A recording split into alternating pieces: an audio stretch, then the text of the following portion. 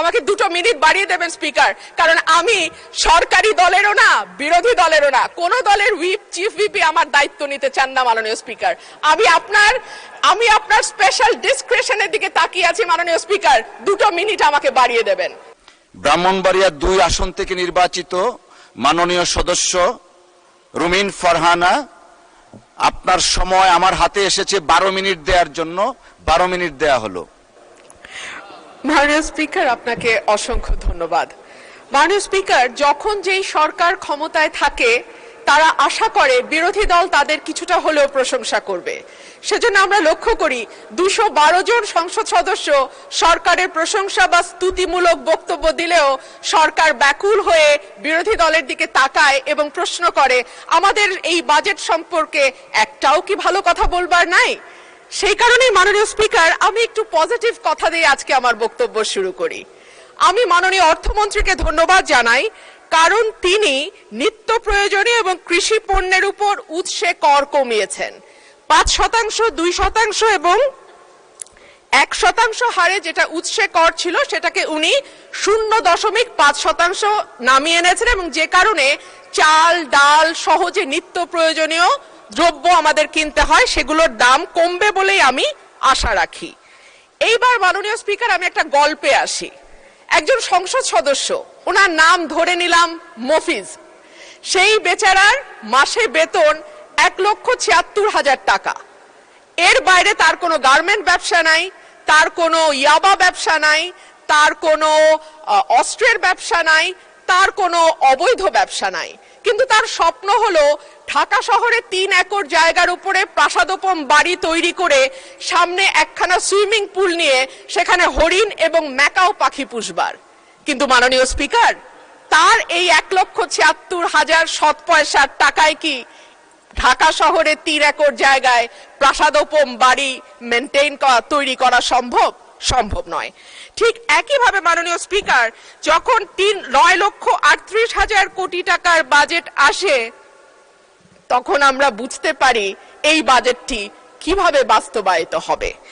এর মধ্যে মোট আয়ের লক্ষ্যমাত্রা ধরা হয়েছে 6,95,000 কোটি টাকা, ঘাটতি 2,43,000 কোটি টাকা। এনবিআর এর ঘাড়ে দেয়া হয়েছে 6,04,000 কোটি টাকা উত্তোলনের দায়, যেটা মোট আয়ের 86.9%। যদি 2025-26 অর্থ বছরের দিকে তাকাই মাননীয় স্পিকার, আমরা দেখব এপ্রিল পর্যন্ত 3,26,000 কোটি টাকার বেশি এনবিআর আদায় করতে পারে নাই।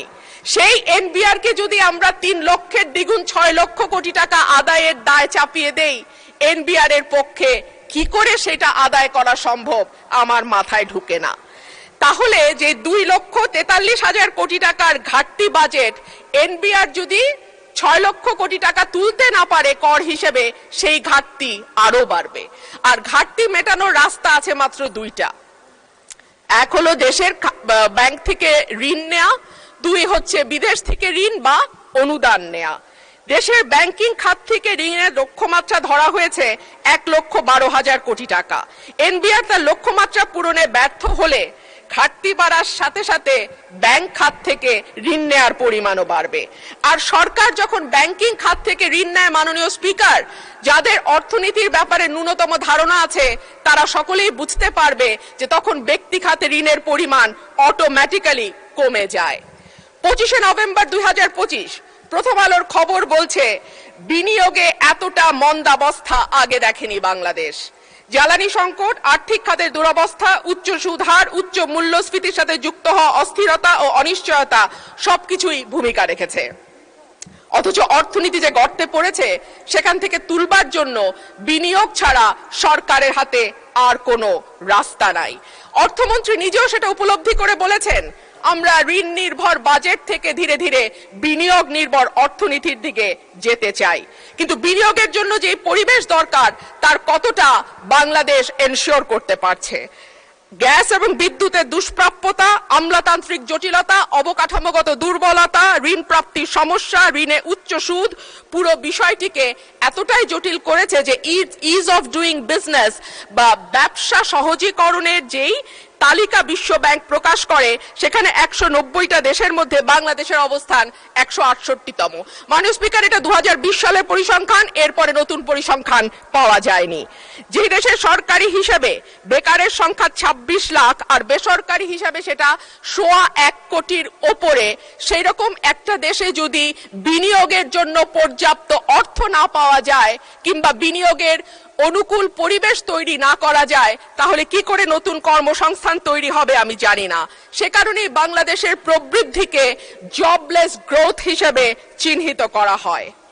মাননীয় স্পিকার, বিনিয়োগ যদি আমরা একপাশে সরিয়েও রাখি, ব্যাংকই বা ঋণ দেবে কোথা থেকে? ঋণ খেলাপিদের এই সংসদে দাঁড়িয়ে বলতে হচ্ছে বাংলাদেশে টোটাল মন্দ ঋণের পরিমাণ 6,44,000 কোটি টাকা।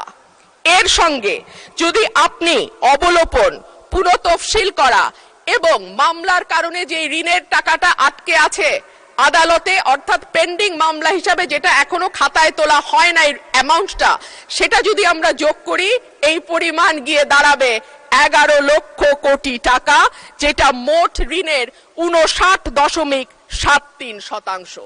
সুতরাং ব্যাংকগুলো চাইলেও সরকারকে বেশি সহায়তা দিতে পারবে না। এর বাইরে আর থাকে টাকা ছাপানো বা কেন্দ্রীয় ব্যাংক থেকে নেয়া, সেটাকে আমরা হাই পাওয়ার্ড মানি বলি মাননীয় স্পিকার, যেটা নরমাল টাকার 5 গুণ বেশি শক্তিশালী হিসেবে কাজ করে এবং বাজারে মূল্যস্ফীতিকে অটোমেটিক্যালি উস্কে দেয়। মাননীয় স্পিকার, এবার আসি বিদেশি ঋণের কথায়।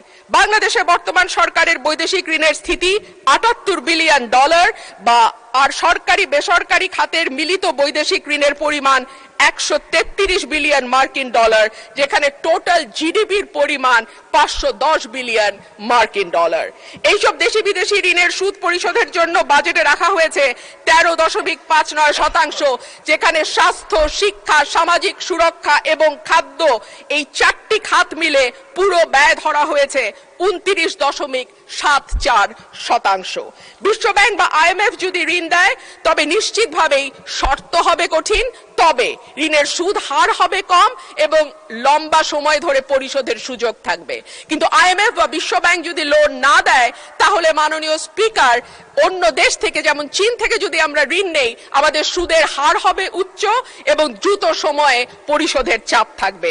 সুতরাং বাজেট ঘাটতি মেটাতে 1,09,000 কোটি টাকার ওপরে যে বৈদেশিক ঋণ আর 1,12,000 কোটি টাকার দেশীয় ব্যাংক খাত থেকে ঋণের যে লক্ষ্যমাত্রা ধরা হয়েছে, সেটা কতটুকু উপযোগী অর্থমন্ত্রী নিশ্চয়ই ভেবে দেখবেন। মাননীয় স্পিকার, উচ্চ মূল্যস্ফীতি, বিনিয়োগের স্থবিরতা, ব্যাংকের তারল্য সংকট, নতুন কর্মসংস্থান তৈরি না হওয়া, জিডিপির প্রবৃদ্ধি 6% থেকে কমতে কমতে 3.49% নেমে আসা, কোনোটাই অর্থনীতিতে ভালো বার্তা দেয় না। আমদানি রপ্তানির হিসাব বলে 2025-26 অর্থ বছরের প্রথম 10 মাসে বাণিজ্য ঘাটতি $22.21 বিলিয়ন, অর্থাৎ আমদানি অনেক বেশি কিন্তু রপ্তানি কম। মাননীয় স্পিকার, এখানে আরেকটা সুখবর অবশ্য আছে সরকারের জন্য।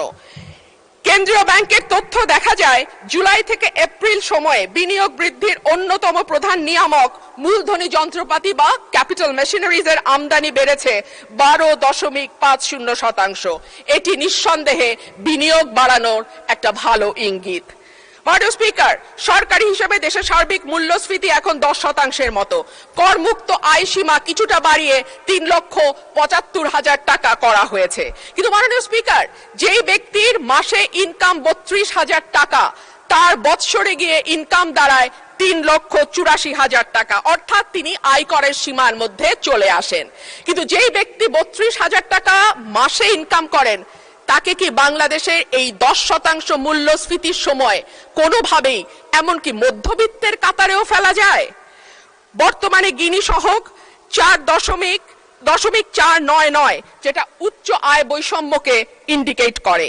মোট সম্পদের 58% মালিকানা 10% মানুষের হাতে এবং শীর্ষ 1% ধনীর হাতে যাচ্ছে 1/4 টোটাল সম্পদ।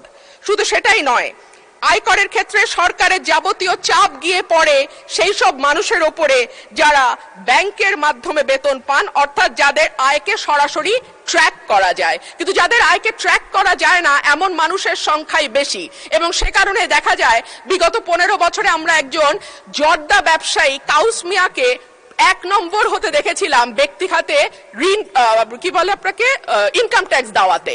কিন্তু আমরা তো জানি যে বাংলাদেশে ওনার চেয়েও আরো অনেক অনেক অনেক বেশি ধনী ব্যক্তি আছেন, কিন্তু তাদের কাউকে কিন্তু এক নম্বর করদাতা হিসাবে পাওয়া যায় নাই।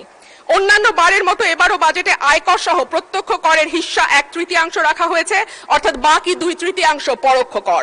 ধনী গরিব সব মানুষের উপর সমানভাবে প্রযুক্ত হওয়া পরোক্ষ কর অবশ্যই ন্যায্যতার পরিপন্থী। আর সে কারণেই আমাদের মতো অর্থনীতির দেশগুলোকে সাধারণত প্রত্যক্ষ এবং পরোক্ষ করের অনুপাত 50-50 রাখা হয়। একটা সরকার কল্যাণমূলক রাষ্ট্র গঠনের জন্য কতটুকু আন্তরিক সেটা বোঝা যায় তার শিক্ষা, স্বাস্থ্য, সামাজিক সুরক্ষায় বরাদ্দের পরিমাণ দেখলে। এই বাজেটে শিক্ষা খাতে বরাদ্দ জিডিপির 1.8 আর স্বাস্থ্য খাতে 0.9%। বিশ্ব স্বাস্থ্য সংস্থার মতে বাংলাদেশের মতো দেশে জিডিপির অন্তত 5% স্বাস্থ্য খাতে ব্যয় হওয়া উচিত, আর ইউনেস্কোর মতে সেটা 6%। এর মধ্যেই আমরা জানি শিক্ষা এবং স্বাস্থ্য খাতে জিডিপির অনুপাতের ব্যয়ে বাংলাদেশ দক্ষিণ এশিয়ার সর্বনিম্ন অবস্থানে অবস্থান করছে। স্বাস্থ্য খাতে বরাদ্দের চরম অপ্রতুলতার কারণে বাংলাদেশে স্বাস্থ্য খাতে ব্যয়ের ক্ষেত্রে ব্যক্তির খরচ 73%, আর সরকার দেয় বাকি 63%। সে কারণে প্রতি বছর স্বাস্থ্য ব্যয় মেটাতে গিয়ে অন্তত 65 লক্ষ মানুষ দারিদ্র্য সীমার নিচে চলে যায়। মাননীয় স্পিকার, শিক্ষায় আমরা শুনতে পাচ্ছি তৃতীয় আরেকটি ভাষা বাধ্যতামূলক করা হয়েছে। আমি বিনীতভাবে বলবো, তৃতীয় ভাষা বাধ্যতামূলক করবার আগে আমাদের নজর দেওয়া উচিত কেন প্রাথমিক পাশ করা একজন স্টুডেন্ট সঠিকভাবে রিডিং পড়তে পারে না, কেন জিপিএ 5 পাওয়া একজন স্টুডেন্ট শুদ্ধভাবে ইংরেজিতে একটা বাক্য গঠন করতে পারে না। আমি মনে করি ম্যান্ডারিন বা জার্মান শেখার আগে অন্তত ইংরেজি ভাষায় বেসিক পড়তে পারা, লিখতে পারা, বলতে পারার শিক্ষাটা আমাদের ছেলে মেয়েদেরকে দিলে তারা বিদেশের বাজারে যথেষ্ট ভালো দক্ষতার সঙ্গে কাজ করতে পারবে। মাননীয় স্পিকার, আমি এবার আমার এলাকার কথায় একটু আসি। আমাকে 2 মিনিট বাড়িয়ে দেবেন স্পিকার, কারণ আমি সরকারি দলেরও না বিরোধী দলেরও না, কোন দলের হুইপ চিফ হুইপই আমার দায়িত্ব নিতে চান না। মাননীয় স্পিকার, আমি আপনার স্পেশাল ডিসক্রিশনের দিকে তাকিয়ে আছি। মাননীয় স্পিকার, 2 মিনিট আমাকে বাড়িয়ে দেবেন। মাননীয় সদস্য, indeed you are independent, nevertheless you are given the highest amount of time, 12 minutes, no one got it. So far মাননীয় স্পিকার 2 মিনিট বাড়িয়ে দেবেন। 1 মিনিট দেয়া হলো, যেহেতু আমি মাঝখানে ইন্টারভেনশন করেছি। 1 মিনিট। ধন্যবাদ মাননীয় স্পিকার। মাননীয় স্পিকার, আমার এলাকায় 19টি ইউনিয়ন এবং এই 19টি ইউনিয়নে যে কমিউনিটি ক্লিনিক গুলো আছে সেগুলোকে আবার ভালোভাবে সচল করা, CHCP নিশ্চিত করা এবং ওষুধ যাতে নিশ্চিত করা হয়। উপজেলা হাসপাতালগুলোতে মাননীয় স্পিকার, আমি এই সংসদে বলেছিলাম যে হাসপাতাল নিজেই রোগীর আর চিকিৎসা কি করবে। সেই হাসপাতালগুলোর উন্নয়নের জন্য আমি স্বাস্থ্যমন্ত্রীকে অনুরোধ জানাবো তিনি যেন আমার 3টা উপজেলার যে স্বাস্থ্য কেন্দ্রগুলো আছে সেটাতে কিছুটা নজর দেন। রাস্তাঘাটের দুরবস্থার কথা আর কি বলবো মাননীয় স্পিকার, শীতকালে ধুলা আর বর্ষাকালে কাদার চোটে আমার ওরাইল এবং পাকশিমুলের যে ইউনিয়নগুলো আছে সেই ইউনিয়নগুলো রাজাপুর, রানীদিয়া, কাকুরিয়া, ধোবাজাইল, ধামাউড়া কিংবা তেলিকান্দি, জয়দরকান্দি, ফতেপুর, পরমান্দপুর, বড়িছড়া, হরিপুর, সাইটবাড়িয়া অবস্থা নিতান্তই খারাপ। আমাদের মাননীয় মন্ত্রী এখানে উপস্থিত আছেন, আশা করি তিনি এ বিষয়ে সদয় দৃষ্টি দেবেন। ধন্যবাদ।